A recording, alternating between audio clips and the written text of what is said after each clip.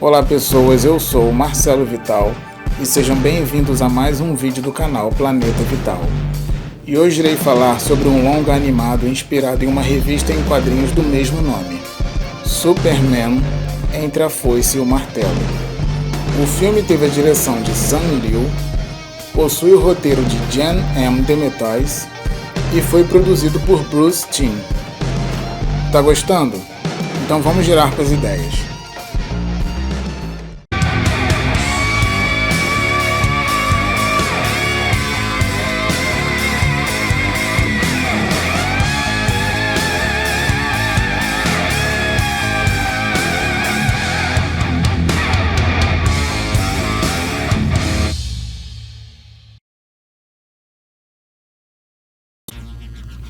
Sonishka, um menino bondoso que vive na União Soviética na década de 40.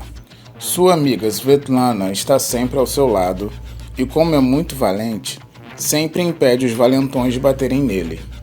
Até que um dia, Sonishka resolve revelar à sua amiga que não costuma fugir por ser mais fraco, e sim por receio de machucá-los. E em seguida faz uma pequena demonstração de sua força. Com isso, Svetlana diz que seu poder deve servir ao Estado, pois o povo precisa dele. A partir dessa pequena introdução, a história pula para 9 anos no futuro, com Sonishka servindo ao Estado exatamente como Svetlana recomendou. Contudo, agora ele é conhecido como Super-Homem Soviético.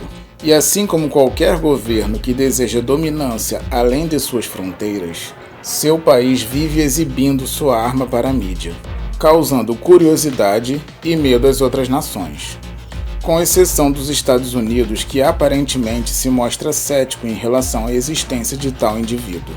E para confirmar, o poderoso Lex Luthor sugere uma ideia extremamente arriscada de derrubar um satélite bem na costa leste dos Estados Unidos, com o objetivo de atrair o tal super-homem.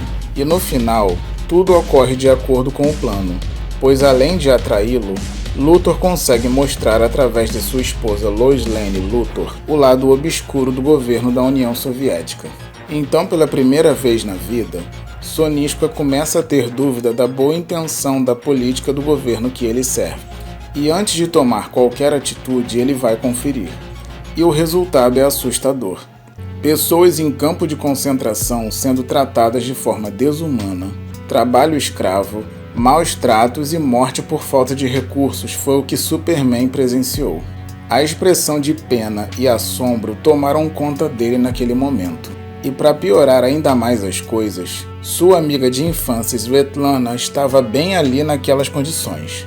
Ou seja, o mesmo estado que ela própria pediu para seu amigo servir se virou contra ela, a deixando naquela situação. E antes de morrer poucos minutos depois, ela faz um último pedido, o de salvar todas as pessoas da mesma forma que ela fazia com ele quando eram crianças. Depois dessa comovente cena, Superman vai até o governante Joseph Stalin em busca de uma explicação. E como o discurso do ditador não o convence, ele toma o controle para si com lágrimas nos olhos e passa a governar o Império. E agora? Agora eu salvo o mundo. A partir desse ponto, a narrativa dá início a uma batalha ideológica de proporções globais. E com o passar do tempo, vemos o homem bondoso que acreditava nos conceitos mais idealistas de mundo perfeito se tornar um dominador. Diferença entre os quadrinhos e a animação. Na grande maioria das vezes em que alguma animação ou filme live action faz alguma adaptação de HQ, é quase certo acontecer algumas alterações. Tais mudanças muitas vezes servem para enriquecer a trama ou o contrário. E no caso de Superman, Entre a Foice e o Martelo, não poderia ser diferente. O próprio Superman sofreu algumas alterações, pois nesse ele está disposto a matar, enquanto na HQ isso não acontecia. Também existe o fato dele não envelhecer na animação. Na HQ ele envelhecia de forma lenta, mas ainda assim envelhecia. Referente à origem do Batman dessa animação, ele se encontra aprisionado em um campo de concentração, e quando Superman invade o local para libertar os prisioneiros, Um jovem que se encontra ao lado de seus pais aparentemente mortos faz o seguinte comentário para o Homem de Aço. Dizem que você escuta uma folha caindo a 1000 quilômetros. Nunca ouviu nosso choro? E em seguida aparecem uns morcegos saindo do fundo. Nos quadrinhos, sua origem é mais fiel ao clássico, pois o mesmo presencia o homicídio de seus pais e olha o assassino com ódio. Com isso nascendo o Batman soviético dessa realidade. A presença da Mulher Maravilha na animação não é muito diferente da HQ. Ela e Superman são muito amigos, e o rompimento dessa amizade acontece após ela ser quase assassinada por Batman junto com Superman, tendo que sacrificar seu laço da verdade, com isso causando um imediato envelhecimento, sendo que posteriormente Diana se torna aliada de Luthor e enfrenta Superman na HQ. Na animação, ela aparece no meio da batalha entre Superman e os Lanternas Verdes com um traje que mais parece um cosplay da She-Ra, se mostrando disposta a ajudar os dois lados em um acordo de paz. Mas Superman não aceita e ela diz que a nação das Amazonas permanecerá oculta para o resto do mundo a partir daquele momento e vai embora desistindo do mundo dos homens para sempre. Outra diferença interessante é o interesse da Mulher Maravilha pelo Superman na HQ. Na animação, esse interesse não existe, pois a Amazona tem outra orientação sexual. Eu venho de uma ilha só de mulheres. Entende o resto sozinho, né? Ah, claro.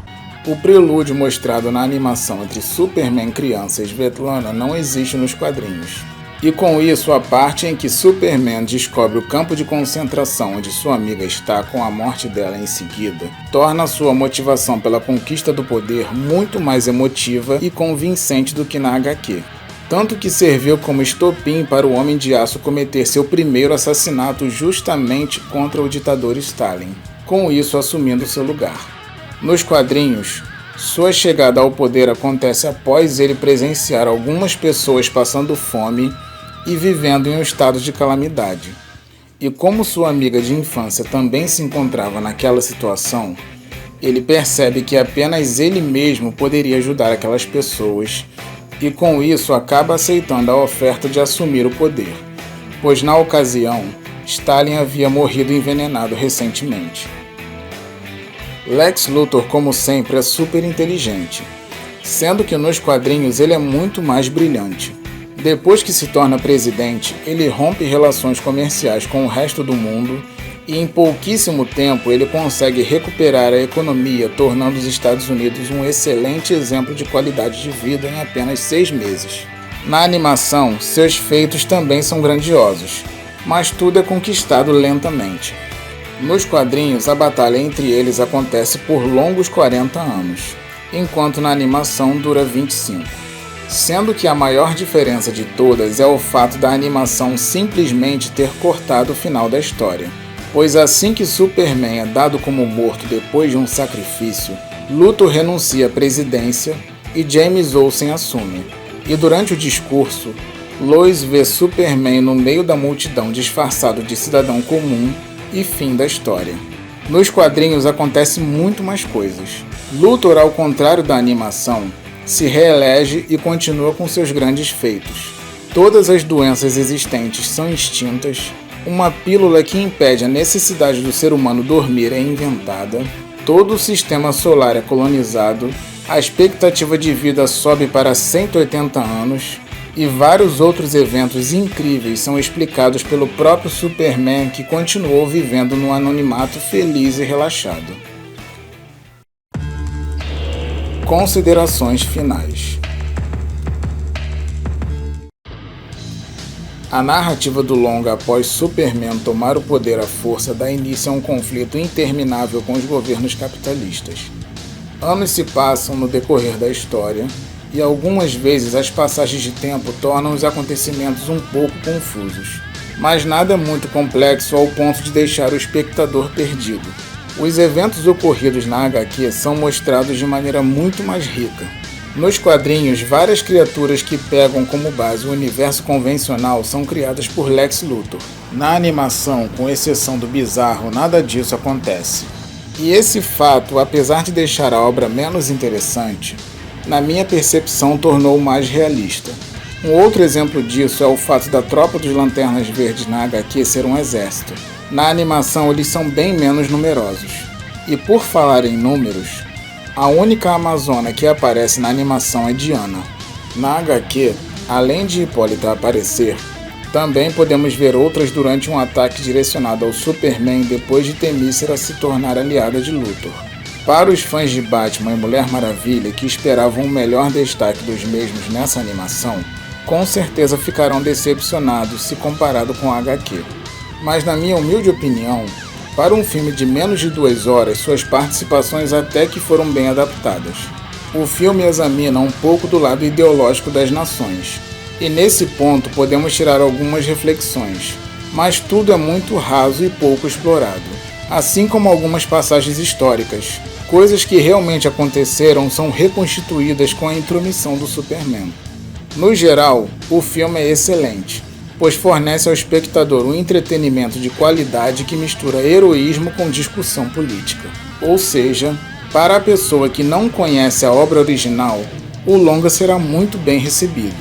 Mas se você leu a HQ, meu conselho é manter a mente aberta e imaginar que é a primeira vez que se depara com essa história. Bom, meus amigos, essa foi a minha análise pessoal da animação. Superman entre a foice e o martelo é uma história extraordinária que coloca o Superman em um contexto muito diferente do original. Se você gostou desse vídeo, deixe um like e um comentário. E se ainda não for inscrito, por favor se inscreva para ficar por dentro de tudo e se tornar um habitante do planeta Vital. Muito obrigado por assistir esse vídeo até o final e até o próximo.